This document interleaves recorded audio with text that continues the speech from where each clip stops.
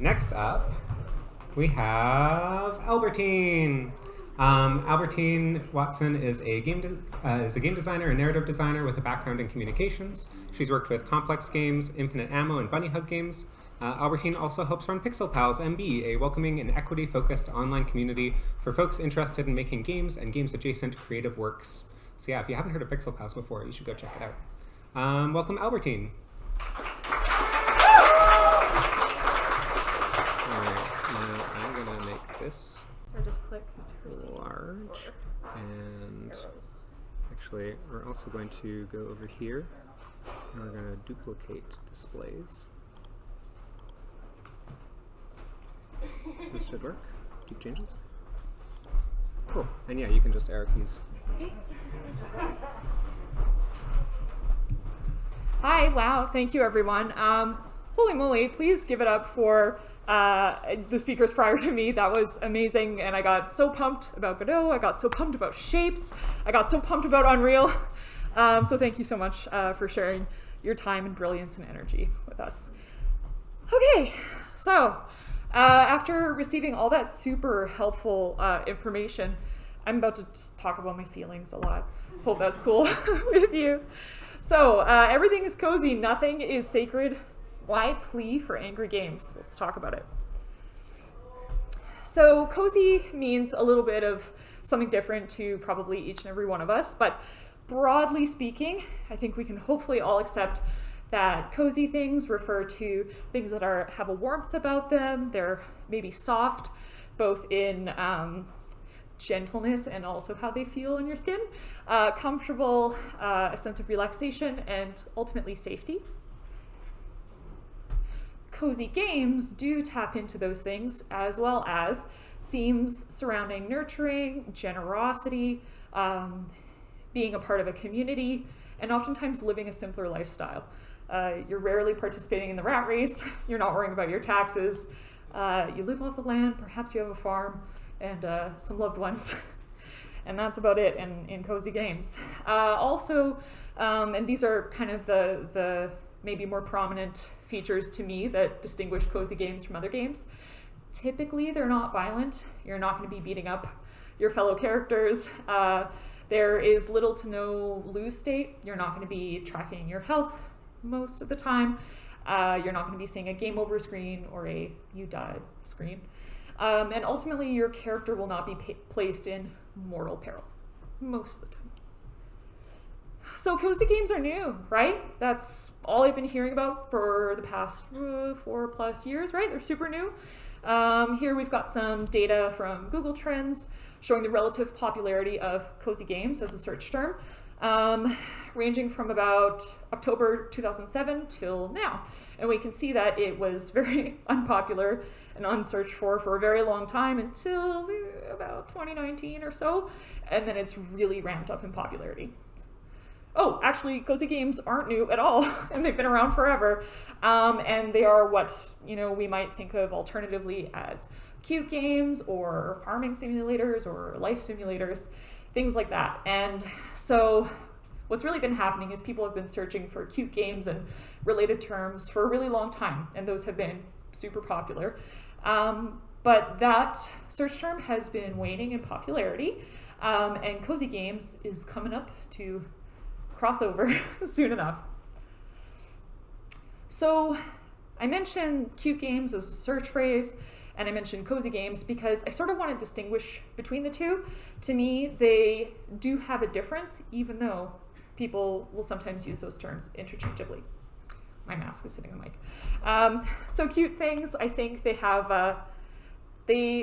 are heavily related to appearance, not entirely, but mostly. Cuteness is about things that are childlike or charmingly youthful and innocent, and yeah, just denotes a lot of visual traits. Think of round, chubby babies, fat cheeks you want to pinch. Cozy things tend to tap into a feeling, a vibe, as it were. So it's about a lot more than just appearances, and I think what's important is that coziness as an idea or as something that we want is applicable to almost any age.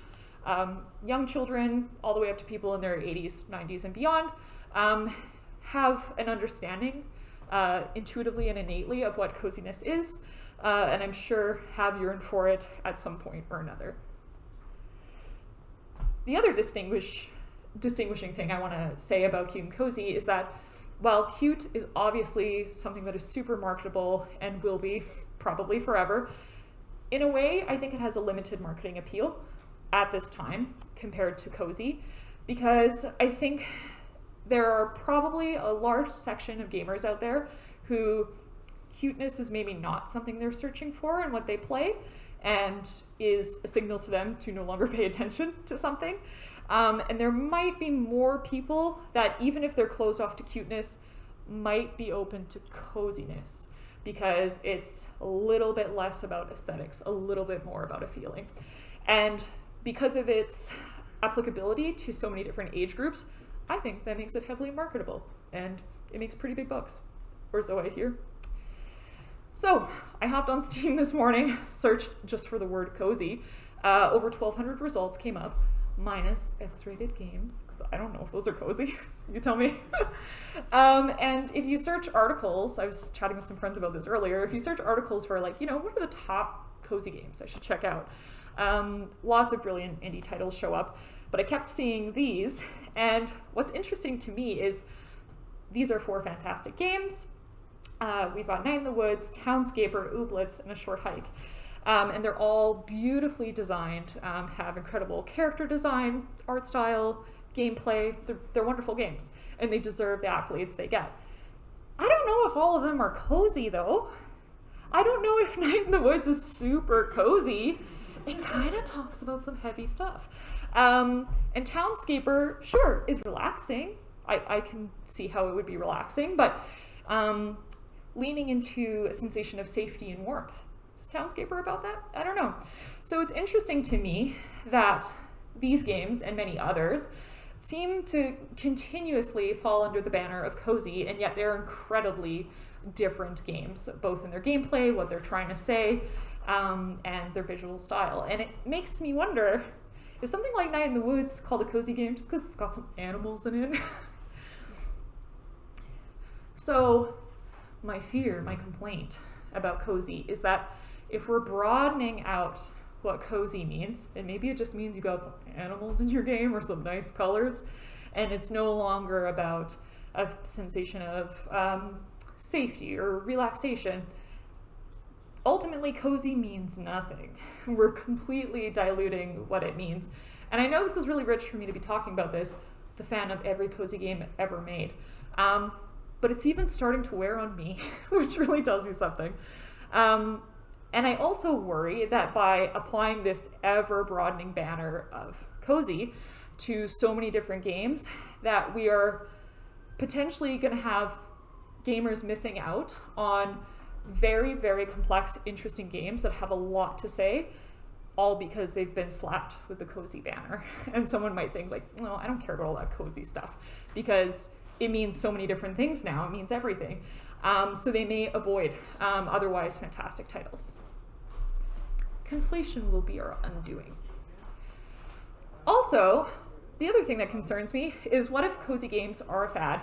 I would say they probably are. Obviously, cute things have been here forever, probably will be here forever, and I'm sure cozy things will be, but will they be as successful and popular as they've have been for the last few years? Probably not, folks. And it concerns me because, I've worked for different studios and exclusively indie studios, and depending on where I was working, one of the big things we were trying to figure out, certainly if we wanted to survive and thrive as a company, was how to make something that, yes, we wanted to make, but ultimately would sell. Because we won't have a studio, we won't have a company if we don't keep the Benjamins rolling in. And so I worry that small teams, small studios will put all their eggs in the cozy basket trying to hop on this wagon. And by the time they finally do ship their product, coziness may have passed out of favor. So I worry that that's dangerous. So I guess the real personal part of this for me, and these are thoughts I want you to begin thinking as well, is 10, 15, 20, 30 years from now, I want to look back on this time in game development, and I want to get a really clear sense of what were our priorities as game developers, what mattered to us, what kinds of things were we dealing with, and how were we dealing with them in what we make. And I worry that if everything is cozy, we won't have a good sense of those things. I don't know if you've checked the news lately. Things are like pretty bad. And they always have been, but we just know more about it now because internet. So we're facing news about these things or have been directly impacted by these things every day. And how do you talk about those things in a climate that's really interested in coziness? I would argue that there should be a lot more room for examination of tough topics. Not to be a super hater, but some bad stuff has been happening in the game industry all of this year, especially in the last like a month or two. And we have millionaire and billionaire CEOs of the engines that we use. We've got the CEO of Unity, we have the CEO of Epic Games, and we have the CEO of the Embracer Group, which is a really ironic company name in a talk about coziness. I haven't thought about that. But the thing that bugs me, and the thing I think I want to see more games talking about or addressing, is that these guys don't care about you and me. And they don't care about all the small studios using their engines.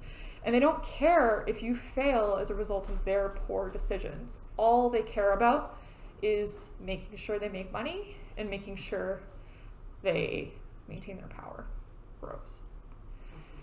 So, I don't know if you can tell, I'm feeling some anger. I'm feeling a little grumpy. And I choose to perceive this anger as being very righteous. And I think it would be healthy for all of us to tap into some of the crankier feelings, some more negative or angry feelings we have about the state of our world right now and the things that we face through no fault of our own. And I would like, and I'm calling to you, my fellow developers, to see us use that. I think we should lean more into our negative feelings and use them to create messy, gross, complex, angry games. So this is my call to you. I'm wrapping up. I want to see you make anything. I want to play your extremely weird, flawed, depressing, downright upsetting, traumatic, gross, smelly, how's it smelly? I don't know, games. Lean into being a hater. It is okay. We need to push back against the blight of coziness, although I still enjoy cozy games. And that's my talk. Thank you so much for your time.